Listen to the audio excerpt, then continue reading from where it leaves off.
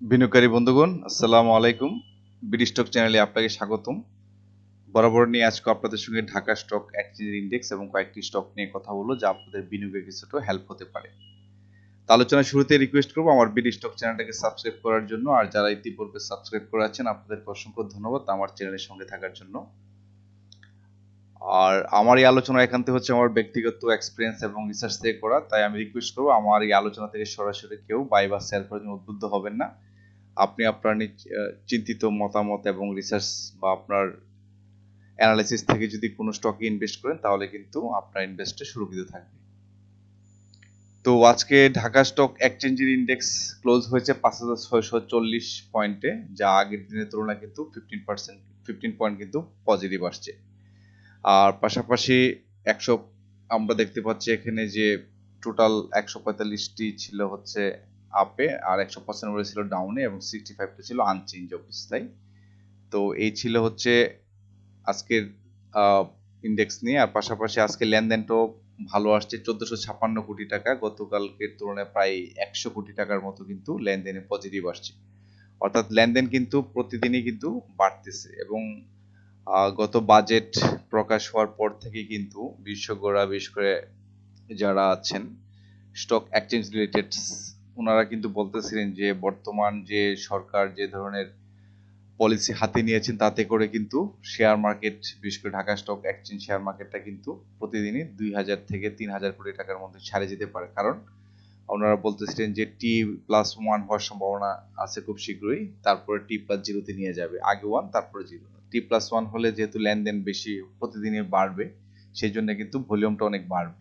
তো তারই ধারাবাহিকতায় কিন্তু এখন অলরেডি কিন্তু 1500 কোটি টাকার কাছাকাছি চলে আসছে, হয়তো আমরা আগামীতে আরো 2,000 কোটি 3,000 কোটি দেখতে পাবো। আর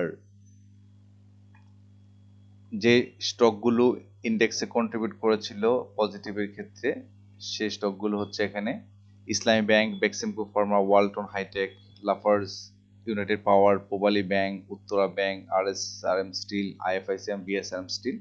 এই স্টকগুলো কিন্তু যথেষ্ট পজিটিভ কন্ট্রিবিউশন ছিল। ইসলামী ব্যাংকের ছিল অনেক, যেহেতু হল্ট ছিল, আর এটা প্রায় 8%, দ্য বেক্সিমকো ফার্মা 3.19, ওয়ালটন প্রায় 2%, লাফার্জ হোলসিম ভালো আসছে 1.76, ইউনাইটেড পাওয়ারও ভালো আসছে 1.76, পোবালি ব্যাংকও 1.59। অল ওভার কিন্তু ভালো করছে এই স্টকগুলো এবং এদের নাম্বারও কিন্তু শেয়ার সংখ্যা বেশি, এর জন্য কিন্তু ইন্ডেক্সে প্রভাব পড়ে এটা। আর পাশাপাশি যেসব স্টকগুলো নেগেটিভ ফর্ম করেছে তার মধ্যে ব্যাট বেসি আছে ICB, Reliance Insurance, Square Pharma, BRAC Bank, এসিটিক laboratory, Shahjalal Islami Bank, Beacon Pharma, Renata and Delta Life. তো উত্থান পতনের মধ্যে দিয়ে শেয়ার বাজার আপ ডাউন হয়, এটা আমরা জানি। তো আজকে যে স্টকটি ভালো করছে কালকে হয়তো আবার একটু কারেকশন যাবে, এটা হচ্ছে একটা ভালো মার্কেটের লক্ষণ। উত্থান পতনের মধ্যে দিয়ে আমরা দেখতে পারবো এই স্টকগুলো আগামীতে আরো ভালো করবে। তো এখন আমরা চার্টে আসি, একটু চার্টে আসলে হয়তো একটু ক্লিয়ার করা যাবে। তো চার্টে একটা জিনিস আপনাদের সাথে আমি শেয়ার করতে, সেটা হচ্ছে আজকে কিন্তু ভালো লেনদেন আসছে প্রায় 1450 কোটির উপরে।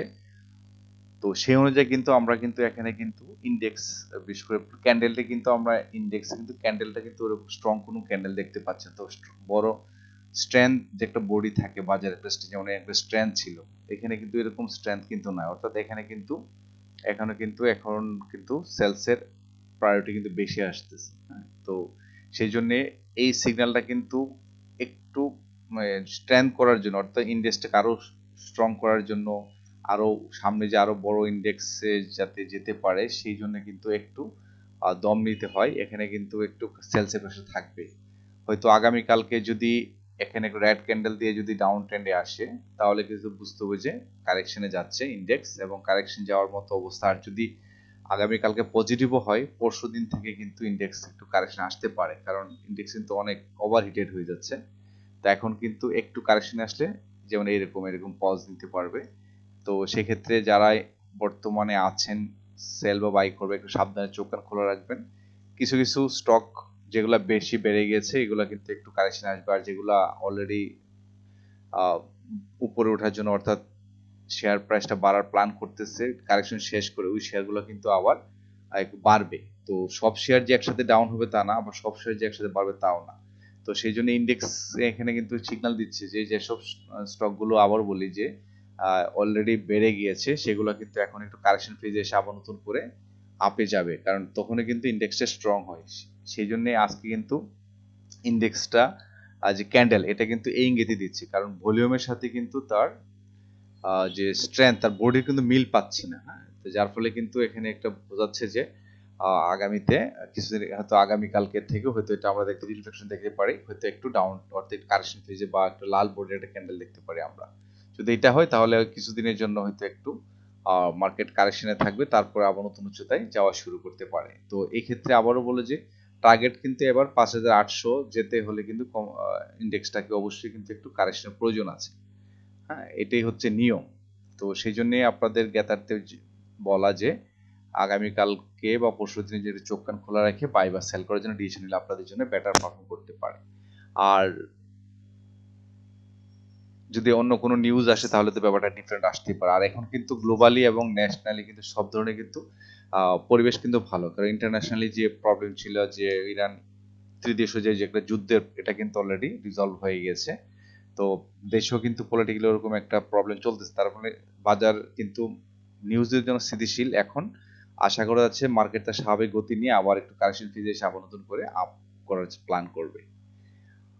এটা ছিল হচ্ছে ইন্ডেক্স নিয়ে আপনাদের সঙ্গে কথা বলা। আর পাশাপাশি আমি আবার রিমাইন্ড দিচ্ছি যে আমার ট্রেনিং একটা প্রোগ্রাম চলতেছে, যদি কেউ ইন্টারেস্টেড থাকেন শুধু শেখার জন্য, যা জানার জন্য, যারা নতুন বিনিয়োগকারী তাদের জন্য বলতেছি, যারা শিক্ষার উদ্দেশ্যে শিখতে চান তাদের জন্য আমার একটা কোর্স আমি ওপেন করতে যাচ্ছি বৃহস্পতিবার থেকে। যদি কেউ এনরোল করতে চান তাহলে হোয়াটসঅ্যাপে যোগাযোগ করলে ইন ডিটেলস আপনারা পেয়ে যাবেন। আর পাশাপাশি স্টক সাজেশনের ক্ষেত্রেও আমি, আমার একটা পেইড সার্ভিস আছে, এই হোয়াটসঅ্যাপ নম্বরে যোগাযোগ করলে আপনারা যে কোনো স্টকের পরামর্শ নিতে পারবেন সহজে। তো থ্যাংক ইউ। আর আমি এখন যে স্টকটি নিয়ে কথা বলতে যাচ্ছি সেই স্টকটি হচ্ছে সোনারগাঁও টেক্সটাইল নিয়ে কথা বলতে চাই। তো সোনারগাঁ টেক্সটাইল নিয়ে কথা বলার পূর্বে আমি যদি তার ফান্ডামেন্টালটা একটু দেখে যাই, তো সোনারগাঁ টেক্সটাইলটা হচ্ছে বি ক্যাটাগরির টেক্সটাইল সেক্টরের একটি স্টক, যার বর্তমান প্রাইস 87 টাকা 87.50। 52 উইকস হাইস্ট হচ্ছে 89.3 আর 20.7 হচ্ছে 52 উইক লোয়েস্ট, অর্থাৎ হাইস্টের কাছাকাছি কিন্তু চলে আসছে এটা। আর জোন ক্লোজিং স্টক এক্ষেত্রে হচ্ছে তার ইনস্টিটিউট 5.37% এবং ফরেন 0.01% কিন্তু এখানে নতুন ক্লায়েন্ট নিচ্ছে, এটা একটা বিশাল ব্যাপার। এই জন্য কিন্তু স্টকটির উত্থান অনেক বেশি দেখা যাচ্ছে। এখন আমরা যদি চার্টে আসি, চার্টে দেখতে পাচ্ছি যে বর্তমানে আজকের যে ক্যান্ডেলটা, এটা আমি সেম বলতে চাই, ক্যান্ডেল কিন্তু খুবই স্ট্রং একটা বোর্ডের একটা ক্যান্ডেল, বাট সেই অনুযায়ী কিন্তু ভলিউম কিন্তু নেই। তো যেহেতু ভলিউমটা কম কিন্তু ক্যান্ডেলটা অনেক একটা বুলিশ ক্যান্ডেল, একটা মারোবাজু ক্যান্ডেল, সেখানে কিন্তু একটু সাবধান হওয়ার প্রয়োজন আছে, কারণ ক্যান্ডেলের সাথে যে বোর্ডের মিল না থাকে তার মানে বুঝতেছে ভিতরে ভিতরে কিন্তু একটা অন্য ধরনের খেলা চলতে পারে। এবং এটা কিন্তু যথেষ্ট ইনক্রিজ আসছে এবং কিন্তু অনেকগুলো গ্যাপ রয়ে গেছে। এই গ্যাপগুলো ফিল আপ না করে কিন্তু সে বড় লাভ দিতে পারবে না, যদি হয় তাহলে কিন্তু একটা আবার একটা প্রবলেম ক্রিয়েট হতে পারে। তো যারা বিনিয়োগকারী আছেন আমি বলবো যে একটু সোনারগাঁ ব্যাপারে একটু কন্ট্রোল নেন, দেখেন যদি আহ, এরকমই হয় তাহলে কিন্তু পরবর্তীতে কিন্তু এটা কারেকশন হওয়ার সুযোগ আছে, কারণ আমি দেখতে পাচ্ছি যে এখানে তো অনেক গ্যাপ রয়েছে, এই যে 54.7, এই যে এখান থেকে যে চাপটা দিয়েছি এই জায়গাটা কিন্তু অনেক গ্যাপ, এই গ্যাপটা কিন্তু সে ফিল আপ করে নাই, যে ইতিপূর্বে যে এই গ্যাপগুলো সব ফিল আপ করে করে আসছে, এখান থেকে বড় ধরনের কিন্তু লাভ দিচ্ছে, তার মানে এখানে কিন্তু কিছু ব্যাপার আছে, আপনারা বুঝে নেবেন। তো সেক্ষেত্রে বলবো যে যেমন কাল ইন্ডেক্সের ক্ষেত্রে যে বললাম যে ইন্ডেক্সও কিন্তু একটু এই ধরনের একটা আমরা সিগন্যাল দেখতে পাচ্ছি। হ্যাঁ, তো সেক্ষেত্রে সোনারগাঁও যারা আছেন সাবধানে চোখ কান খোলা রেখে বাই করবেন, কারণ হয়তো ওই স্টকটি সহসাই এটা কারেকশন ফেজে আসতে পারে, এবং সেক্ষেত্রে তার এখানে কিন্তু 54 টাকা 70 পয়সা এবং হচ্ছে এই যে গ্যাপ আছে 49 টাকা, বা দেখা যাচ্ছে এখানে 46ও আসতে পারে, কারণ এটা পুরো সাইকেল একটা কমপ্লিট না করে কিন্তু জাম নিতে পারবে না। তো এই ছিল সোনারগাঁ নিয়ে আপনাদের সাথে একটা কথা বলা, একটু সাবধানতার জন্য বলা। চোখ কান খোলা রাখলে যে কোনো জিনিস স্টকে ইনভেস্ট করলে কিন্তু আপনার স্টকটা সুরক্ষিত থাকবে। নেক্সট স্টকটি নিয়ে কথা বলতে চাচ্ছি, সেটা হচ্ছে যে আনোয়ার গ্যালভানাইজিং নিয়ে। আনোয়ার গ্যালভানাইজিং নিয়ে স্টক বলার ক্ষেত্রে একটা কথা বলবো, এখানে এই স্টকটি কিন্তু ভালো একটা মুভমেন্টে আছে অলরেডি, কিন্তু একটা ব্রেক আউট দিয়েছে, তো ব্রেক অফ স্ট্রাকচার কিন্তু করে ফেলছে এখানে। তো এখানে যেহেতু ব্রেক অফ স্ট্রাকচার হয়ে গেছে তার মানে কি সামনে তার সম্ভাব্য যাওয়ার 133 টাকা 50 পয়সা, 133.5 এখানে কিন্তু যাওয়ার সম্ভাবনা আছে। আর বাকি সামনে তার রেজিস্ট্যান্স, এগুলো খুব বড় ধরনের রেজিস্ট্যান্স না, যদি শরীর যদি ভালো মানের যদি যেমন এইরকম ভলিউম যদি পাওয়া যায় তাহলে কিন্তু স্টকটি খুব সহজেই তার এই যে কারেকশন ফেজটা কিন্তু মোটামুটি সে ক্লোজ করে কিন্তু মুভমেন্টে যাচ্ছে। আর যদি কারেকশন ফেজ আসেও তাহলে খুব বেশি একটা থাকবে না হয়তো এখানে, এতটুকু আসবে না হয়তো, দেখা যাচ্ছে যে এই লেভেল পর্যন্ত আসতে পারে। 118তে ক্লোজ করেছে আছে, হয়তো 115 টাকাও যদি নামে, যদি ইন্ডেক্সের নামের সাথে যদি এটাও যদি কারেকশন ফেজ আসে তাহলে একটু হালকা নামতে পারে। তো যদি নিচে নামে তাহলে কিন্তু একটা সুযোগ দিবে, আমি বলবো যে বাই করার জন্য আপনি এখান থেকে 130 পর্যন্ত কিন্তু যাওয়ার সম্ভাবনা আছে। এই ক্যান্ডেলটা কিন্তু ভালো একটা ক্যান্ডেল, এই ক্যান্ডেলটা কিন্তু মিন করে কিন্তু একটা আপ ট্রেন্ডের একটা প্ল্যান করে, যেহেতু ডাউন ট্রেন্ডে আসে এই ধরনের ক্যান্ডেল থাকলে সাধারণত এটা রিভার্স হয়, হ্যাঁ, রিভার্সাল ট্রেন্ড মিন করে। তো দেখা যাক আগামীকালকে ইন্ডেক্সের সাথে তার সম্পর্ক তো থাকে। তবে একটা কথাই বলবো যে এই স্টকটি যদি একটু নিচে কিনতে পারেন তাহলে কিন্তু একটা সুযোগ পাচ্ছেন। আর যদি নাও পান তাও কিন্তু আপনি এখানে একটা ভালো একটা পয়েন্ট দেখে যদি আপনি বিনিয়োগ করেন তাহলে কিন্তু 133 টাকা পর্যন্ত আপনার একটা প্রফিট টেক করার সম্ভাবনা থাকে। তারপর তো উপরে যাবে, এটা পরে দেখা যাবে। তো আনোয়ার গ্যালভানাইজিং নিয়ে অনেকেই আমাকে নক করতেছিলেন স্টকটি নিয়ে কথা বলার জন্য, তো আশা করি আপনার কিছুটা মেসেজ হয়তো এখান থেকে ক্যারি করতে পারছেন। নেক্সট স্টকটি নিয়ে কথা বলবো সেটি হচ্ছে ন্যাশনাল ফিড। তো আমরা যদি এটার ন্যাশনাল ফিডের যদি আমরা এটা দেখে নেই, ন্যাশনাল ফিড হচ্ছে বি ক্যাটাগরি একটা মিসেলেনিয়াস গ্রুপের একটি স্টক, যার বর্তমান প্রায় 17 টাকা 30 পয়সা। আর হচ্ছে এখানে 52 উইকস হাইস্ট হচ্ছে 17 টাকা 80 পয়সা, আর লোয়েস্ট হচ্ছে 9 টাকা ছিল এটার। আর পাশাপাশি এপিএস এর অ্যানুয়াল ইপিএস দেওয়া আছে এখানে 2025-এ 0.74 প্লাস ছিল। আর এখানে কিন্তু নতুন করে ইনস্টিটিউট এন্ট্রি নিয়েছে 3.72%, তা লো পেড শেয়ার আমরা জানি এগুলা। তার মানে ন্যাশনাল ফিডে এখন আমরা যদি, ও সরি, আরেকটা জিনিস কথা বলতে ভুলে গেছি, সরি, আমি আনোয়ার গ্যালভানাইজিং যেটা দেখাইনি, আপনারা দেখে নেবেন কাইন্ডলি, সরি ফর দ্যাট। 118 টাকা তার বর্তমান প্রাইস, আর সর্বোচ্চ হচ্ছে 127 টাকা 60 পয়সা, লোয়েস্ট হচ্ছে 54 টাকা 30 পয়সা। এটা হচ্ছে June closing stock, quarter 3 PS 0.97, 2.26 কিন্তু প্রিভিয়াস থেকে বাড়ছে এটা। পাশাপাশি নেট অপারেটিং ক্যাশ ফ্লোতে কোয়ার্টার 3 ভালো আসছে 0.36, আগের দিন 3.42 কিন্তু বেশি আসে, পার্সেন্ট বেশি আসছে 3.42। আর পাবলিক নতুন এন্ট্রি নিচ্ছে এখানে। আর তো এই 13 এটা ছিল আনোয়ার গ্যালভানাইজিং নিয়ে। এখন ন্যাশনাল ফিড নিয়ে আমি কথা বলতে যাচ্ছি, সেটা হচ্ছে যে বর্তমানে স্টকটির যে প্রাইস 17 টাকা 30 ক্লোজ করেছে, ভালো একটা ক্যান্ডেল এখানে শো করেছে চমৎকার ভাবে, কিন্তু এটা তার ভলিউমটা কিন্তু ভালো। তো এই ধরনের বডির সাথে যখন ভলিউমে মিল থাকবে তার মানে কিন্তু স্টেবল, তার মানে স্টকটি কিন্তু সামনের দিকে মুভমেন্টে যেতে পারে, কোনো বাধা নেই। তো এক্ষেত্রে দেখতেছি যে তার বর্তমানে যে সম্ভাব্য যে রেজিস্ট্যান্স পাবে 18 টাকা 50 পয়সা লেভেলে, কিন্তু 2023 সালে কিন্তু একবার যাওয়ার পর কিন্তু স্টকটি আর পরে 24 সালে কিন্তু ভাঙতে পারছিল। সেই জন্য এই বছর আপনি যদি ন্যাশনাল ফিডে বিনিয়োগ করেন তাহলে কিন্তু 18 টাকা 50 এবং 20 টাকা 20 এই জোনটার মধ্যে কিন্তু স্টকটি খুব সহসায় যাবে, এবং আপনার ইনভেস্ট যদি আপনি সঠিক জায়গায় করতে পারেন তাহলে কিন্তু আপনি দুই জায়গা থেকে একটু লাভ করতে পারবেন।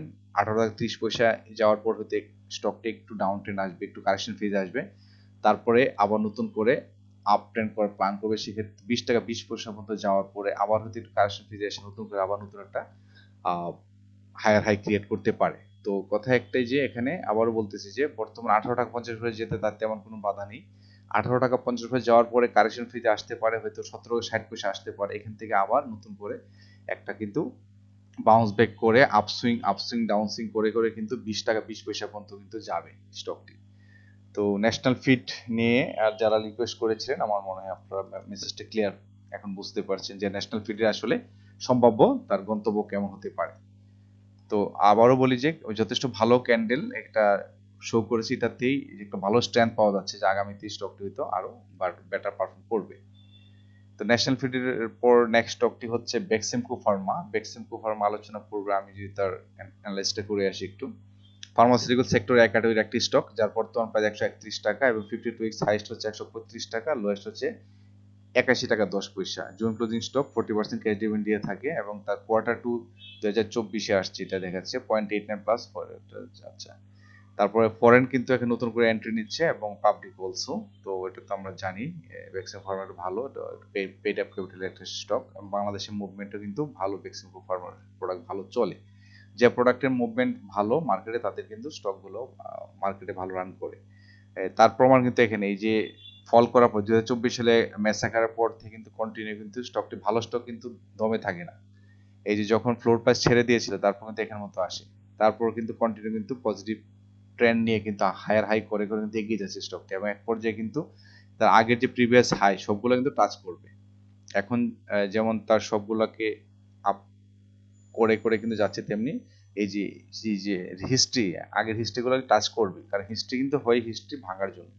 তো তারই ধারাবাহিকতা আমরা দেখতে পাচ্ছি আজকে বর্তমানে যে আজকে যে ক্লোজ করেছে 131 টাকা লেভেল বেক্সিমকো ফার্মা, যথেষ্ট সেলারদের প্রেসার ছিল বলে কিন্তু আরো বড় একটা আমরা ক্যান্ডেল এখানে বড়ির একটা বড় বডি একটা ক্যান্ডেল দেখতে পারতাম, যদিও এখানে কিন্তু ভালো একটা ক্যান্ডেল আসছে, পাশাপাশি একটা ভলিউমের কিন্তু একটা ভালো একটা সমন্বয় আসছে, অর্থাৎ ভলিউম এবং ক্যান্ডেলের মিন থাকাতে কিন্তু এই স্টকটি কিন্তু সামনে আরো যাওয়ার সম্ভাবনা আছে, প্ল্যান করতেছে। তো সেই ক্ষেত্রে তার আগামীতে সম্ভাব্য তার যে রেজিস্ট্যান্স থাকবে এটা অলরেডি সে ব্রেকআউট করে ফেলবে আশা করা যাচ্ছে এখানে, অর্থাৎ 135 টাকা লেভেল যেটা আছে, আমরা যদি এখানে একটু ফোকাস করি জায়গায়, এটা হচ্ছে তার প্রিভিয়াস হাই, যদি 135 টাকা লেভেলটাকে ক্রস করতে পেরে গেলে 139 টাকা, তারপর কিন্তু স্টেপ বাই স্টেপ আরো উপরের দিকে যাওয়ার সম্ভাবনা থাকে। 131 টাকায় যদি এরকম ভলিউম পাওয়া যায় তাহলে কিন্তু স্টকটি খুব সহজেই তার যে ব্রেকআউটটা দিবে এবং সে নতুন করে একটা হায়ার হাই ক্রিয়েট করতে যাচ্ছে, আশা করি সেটা হলো 139 টাকার মধ্যে বা উপরে যাবে, সেটা সময় বলে দিবে। আপাতত তার টার্গেট হচ্ছে 135 টাকা, দেন এটাকে ওভারকাম করে চলে যাবে 139 টাকা। তো 139 টাকা যদি ডাইরেক্ট নাও যেতে পারে, 135 যাওয়ার পর একটু তো কারেকশন ফ্রিতে আসতে পারে, বর্তমান লেভেলে আসতে পারে 130-32 টাকা, আসার পরে আবার নতুন করে একটা জাম্প করে কিন্তু 139 টাকা লেভেলে যাওয়ার সম্ভাবনা থাকবে। তো এই ছিল হচ্ছে বেক্সিমকো ফার্মা নিয়ে আলোচনা করা। তো আপনাদের সঙ্গে মোটামুটি স্টক এবং ঢাকা স্টক এক্সচেঞ্জ ইন্ডেক্সটা নিয়ে একটু সতর্কবার্তা করা, আজকে আলোচনার মূল উদ্দেশ্য এটাই ছিল। নিশ্চয়ই আগামীতে আপনাদের সঙ্গে নতুন কোনো স্টক নিয়ে কথা হবে। আপনাদের বিনিয়োগ সুরক্ষিত থাকুক, সবাই ভালো থাকবেন, আপনাদের বিনিয়োগ সুরক্ষিত থাকুক। আসসালামু আলাইকুম।